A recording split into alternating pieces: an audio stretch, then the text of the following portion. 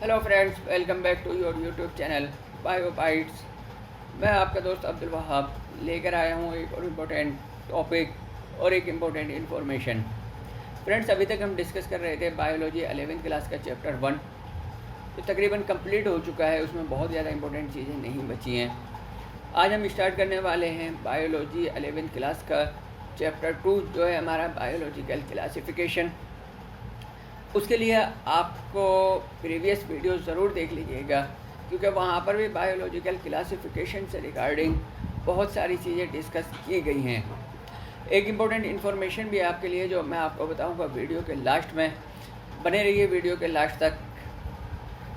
चलिए बिना किसी देरी के चलते हैं आज के टॉपिक की तरफ। बायोलॉजिकल क्लासिफिकेशन, अगर मैं सिंपल वर्ड्स में बात करूं तो साइंटिफिक मेथड्स को यूज़ करते हुए ऑर्गेनिज़म को क्लासिफाई कर देना, उनकी सिमिलरिटीज़ और डिफरेंसेस के बेस पे, ये हमारा बायोलॉजिकल क्लासिफिकेशन कहलाएगा। Biological classification of the living organism on the basis of resemblance and differences is called as the systematic biological classification. I hope समझ आ गया होगा। इसमें कोई बहुत ज़्यादा डिफ़िकल्ट डेफिनेशन नहीं है। अगर हम बात करते हैं कि सिस्टम ऑफ क्लासिफिकेशन हमारे अभी तक जो हमें मिले, तो इसमें जो सबसे पहला क्लासिफिकेशन के फील्ड में हमें नाम मिलता है वो मिलता है अरिस्टोटल का। Aristotle is the father of biology and father of zoology, और इन्हें is considered as one of the first scientist to classify the living organism. और लिविंग ऑर्गेनिज्म को जो सबसे पहले क्लासीफाई करने का क्रेडिट जाता है वो भी हमारा अरिस्टोटल्स को ही जाता है। अगर इनके क्लासिफिकेशन की बात करें तो इन्होंने सिंपली 2 ग्रुप्स में क्लासीफाई कर दिया था। पहला एनिमेलिया, जिसमें इन्होंने सारे एनिमल्स को इंक्लूड किया था। दूसरा प्लांटी, जिसमें इन्होंने सारे प्लांट्स को इंक्लूड किया था। एनिमेलिया की अगर बात करें तो इन्होंने एनिमेलिया में 2 ग्रुप्स बनाए थे। पहला, जिसमें वर्टिब्रेट्स को रखा था, या हम कह सकते हैं विद आरबीसीज, उन एनिमल्स को रखा था जिनके अंदर आरबीसीज पाए जाते हैं। दूसरा जो ग्रुप था, इसमें उन्होंने उन एनिमल्स को रखा था जिनमें आरबीसीज यानी कि रेड ब्लड कार्पल्स नहीं पाए जाते हैं, है ना, या हम कह सकते हैं इनवर्टिब्रेट्स को रखा था। प्लांट्स की अगर बात करें तो प्लांट्स को जो इन्होंने क्लासीफाई किया था, herbs, shrubs and trees, in 3 class में क्लासीफाई कर दिया था। यानी कि जो छोटे प्लांट्स हैं उन्हें 2, जो बिल्कुल घास वगैरह हैं उन्हें, और हर्ब्स में रखा, फिर जो है श्रब्स में रखा, जो छोटे प्लांट्स हैं जिसमें गुलड़ वगैरह हम रख सकते हैं, ठीक है। और तीसरा जो क्लास इन्होंने दिया, ट्रीज़, बड़े बड़े जो ट्रीज़ होते हैं, बनियान ट्री है, आपका नीम ट्री है, आपका मैंगो ट्री है, इसे इन्होंने ट्रीज़ में रखा। अगर हम इनके क्लासिफिकेशन की बात करें तो इनका जो क्लासिफिकेशन था वो सिंपली हम कह सकते हैं मॉर्फोलॉजिकल कैरेक्टरिस्टिक्स पर ही डिपेंड था। इनका जो बेस था क्लासीफाई करने का वो क्या था, मॉर्फोलॉजिकल कैरेक्टर्स। अब अगर हम बात करें तो इनमें बहुत सारे डीमेरिट्स नहीं। यहाँ सिंपली मैंने 2 आपके लिए मेंशन कर दिए, और भी इनके डीमेरिट्स रही, इनकी लिमिटेशंस रही, लेकिन फिर भी तकरीबन ये समझ लीजिए कि इन्होंने क्लासिफिकेशन का एक कंसेप्ट दिया, और तकरीबन 2000 ईयर्स तक, कब तक, 2000 ईयर्स तक हमारा क्या रहा, इनका जो सिस्टम ऑफ क्लासिफिकेशन था वो फॉलो होता रहा। कब तक, जब तक कैरोलस लिनायस ने अपना एक सिस्टम नहीं दिया। तो इन्हें सिंपली बहुत सारे डीमेरिट्स नहीं, जैसे इन्होंने एम्फीबियंस, इन्होंने इस बेस पे भी क्लासीफाई किया था कि कुछ एनिमल्स हमारे क्या है, पानी में रहते हैं, कुछ एनिमल्स लैंड पर रहते हैं। तो उस केस में अगर देखें तो ये एम्फीबियंस को क्लासीफाई नहीं कर पाए। दूसरा, ये प्रोकैरियोट्स और यूकैरियोट्स में क्लासीफाई नहीं कर पाए, यूनिसेल्युलर और मल्टीसेल्युलर में क्लासीफाई नहीं कर पाए। और भी बहुत सारी चीज़ें रही, सेल टाइप्स में क्लासीफाई नहीं कर पाए। प्लांट्स में हमारा है ना, कुछ फोटोसिंथेटिक, नॉन फोटोसिंथेटिक टाइप का क्लासिफिकेशन भी ये नहीं दे पाए। लेकिन स्टार्ट हुई, और 2000 साल तक तकरीबन 2000 ईयर्स तक, जब तक कैरोलस लिनायस ने अपना क्लासिफिकेशन नहीं दे दिया तब तक हम इनका सिस्टम ऑफ क्लासिफिकेशन यूज़ करते रहे। चलिए बढ़ते हैं आगे की तरफ, बात करते हैं Carolus Linnaeus, no doubt father of taxonomy कहलाते हैं, फादर ऑफ मॉडर्न इकोलॉजी भी कहलाते हैं। टैक्सोनॉमी में जो इन्होंने काम किया वो बहुत ज़्यादा इम्पोर्टेंट काम था। सबसे पहला तो जो इनका सिस्टम ऑफ क्लासिफिकेशन है, इन्होंने 2 किंगडम क्लासिफिकेशन दिया। किंगडम वर्ड पहली बार इन्होंने यूज़ किया, ठीक है। और उसके बाद क्या, इन्होंने 5 लेवल्स ऑफ टैक्सोनॉमी भी इंट्रोड्यूस कराए। 5 लेवल्स ऑफ टैक्सोनॉमी भी इन्होंने इंट्रोड्यूस कराए, जिसमें हमारा क्या है, किंगडम, क्लास, ऑर्डर, जीनस और स्पीसीज। और इन्हीं के बेस पे इन्होंने 2 किंगडम क्लासिफिकेशन दिया, जो जाहिर सी बात है अरिस्टोटल के मुकाबले में बहुत ज़्यादा सिस्टमेटिक था।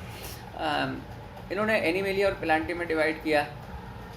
बाइनोमियल नोमेनक्लेचर का भी इन्होंने कंसेप्ट दिया। ये प्रीवियस वीडियोस में हम बहुत डिटेल में स्टडी कर चुके हैं। अगर हम इनके सिस्टम की बात करें कि इनका जो सिस्टम ऑफ क्लासिफिकेशन है वो भी हम कह सकते हैं कि ज़्यादा मॉर्फोलॉजिकल कैरेक्टर्स पर ही, ग्रॉस मॉर्फोलॉजिकल कैरेक्टर्स पर डिपेंड है। इस पर बेस्ड जो ग्रॉस मॉर्फोलॉजी है, ग्रॉस मॉर्फोलॉजिकल कैरेक्टरिस्टिक्स हैं, उन पर ही डिपेंड रहा।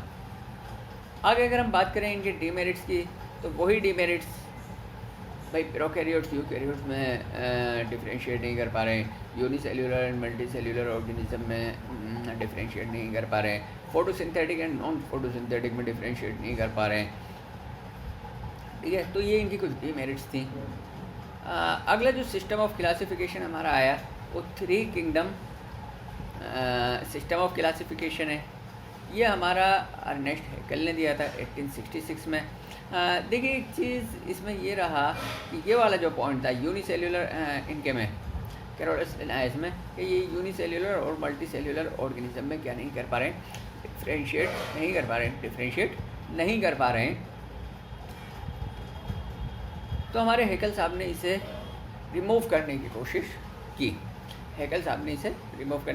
की और इन्होंने एक नया किंगडम, अभी तक हम बात कर रहे थे किंगडम प्लांटी की और किंगडम एनिमेलिया की, अब इन्होंने एक नया किंगडम डाला जिसे इन्होंने कहा किंगडम प्रोटिस्टा, और इसमें इन्होंने इंक्लूड किया unicellular and colonial eukaryotes such as bacteria, algae, fungi and protozoan. यानी कि इन्होंने यूनिसेल्यूलर ऑर्गेनिज्म को रखा और उन ऑर्गेनिज्म को रखा जो कॉलोनी बनाकर रहते हैं।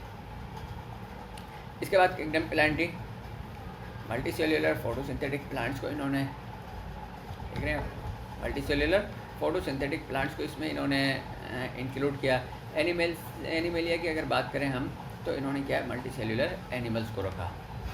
सिंपली अगर हम बात करें यहाँ पर क्या है कि इन्होंने एक किंगडम प्रोटिस्टा और इंक्लूड कर दिया, जिसमें इन्होंने किसे रखा,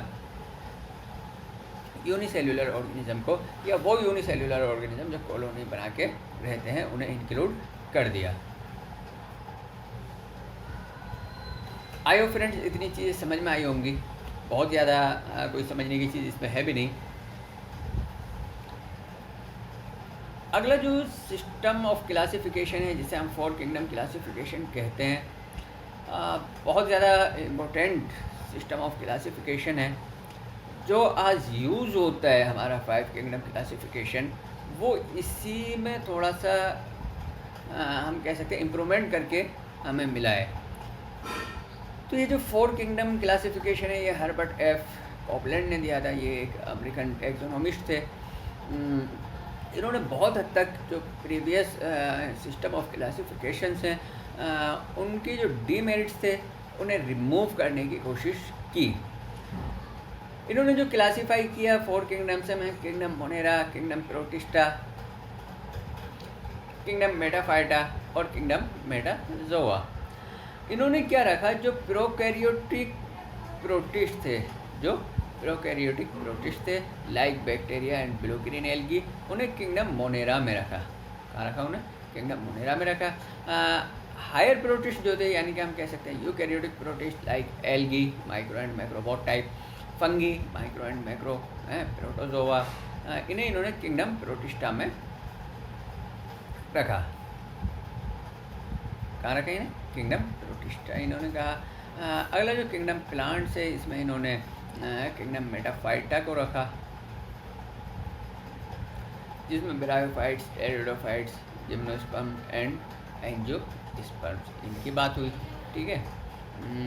अगला जो इनका था किंगडम एनिमेलिया, ये भी यूकैरियोटिक था। देखिए अगर आप देखें, पहला वाला जो है वो प्रोकैरियोट्स को से रिलेट है, पहला वाला जो किंगडम है।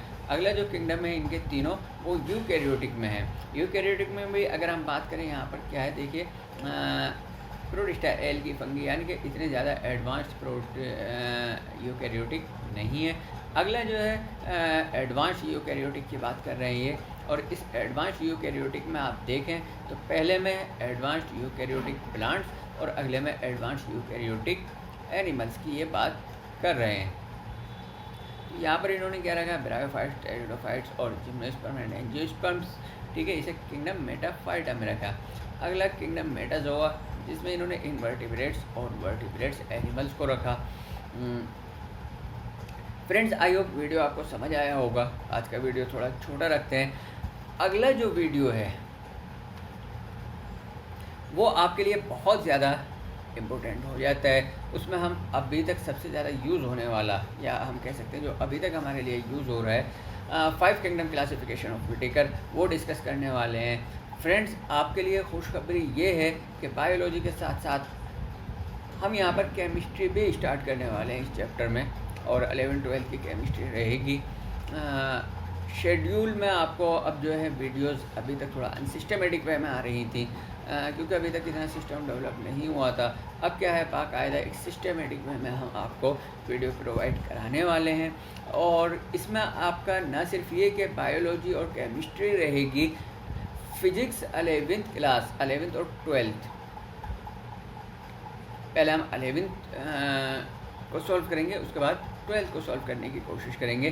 फिजिक्स की मैं आपसे गारंटी नहीं लेता हूँ, लेकिन वीडियो आपको केमिस्ट्री और बायोलॉजी पे और भी अच्छी अच्छी वीडियोस मिलने वाली हैं। केमिस्ट्री का बैच भी हम ऑनलाइन स्टार्ट करने वाले हैं। आई होप आपके लिए हेल्पफुल होने वाली हैं वीडियोस हमारी जो भी अब अपलोड होंगी। इसलिए हमारे चैनल को सब्सक्राइब करके बेल आइकन को प्रेस कर लीजिए, ताकि सबसे पहले जब भी वीडियो अपलोड हो आप तक नोटिफिकेशन पहुँचे। वीडियो को लाइक करिए और शेयर करिए। कहते हैं खुशियाँ बांटने से खुशियाँ बढ़ती हैं, और नॉलेज बांटने से नॉलेज बढ़ती है। तो नॉलेज को बांटिए, खुशियों को बांटिए, वीडियो को शेयर करते रहिए, दूसरों तक पहुंचाइए। निगेटिव चीज़ें, निगेटिव थिंग्स जितनी आपके अंदर है उन्हें रिमूव करिए। सोसाइटी से निगेटिव चीज़ों को रिमूव करिए, और पॉजिटिविटी के साथ एक पावरफुल कंट्री बनाइए, एक पावरफुल फैमिली बनाइए, एक पावरफुल मैन बनिए, एक पावरफुल ह्यूमन बीइंग बनिए। तो thank you very much guys. आज के वीडियो में बस इतना ही। मिलते हैं अगली वीडियो में अगले टॉपिक, यानी कि 5 किंगडम क्लासिफिकेशन ऑफ व्हिटेकर के साथ, है ना। और उसी में हम आपको बताएंगे 6 किंगडम क्लासिफिकेशन के बारे में कुछ चीज़ें, और अगली वीडियो में हम डिस्कस करेंगे केमिस्ट्री के कुछ कंसेप्ट। समझ आया? इससे नेक्स्ट वाले वीडियो में आपके लिए 5 किंगडम क्लासिफिकेशन होने वाला है। जैसे ही ये 5 किंगडम सिस्टम ऑफ क्लासिफिकेशन ख़त्म होगा, आपको यानी कि नेक्स्ट वीडियो से नेक्स्ट वीडियो जो होने वाली है वो आपको केमिस्ट्री पे मिलने वाली है। इसलिए बने रहिए चैनल पे हमारे साथ, और चैनल को लाइक शेयर सब्सक्राइब करते रहिए, बेल आइकन को प्रेस कर लीजिए। मिलते हैं अगले वीडियो में, तब तक के लिए गुड बाय।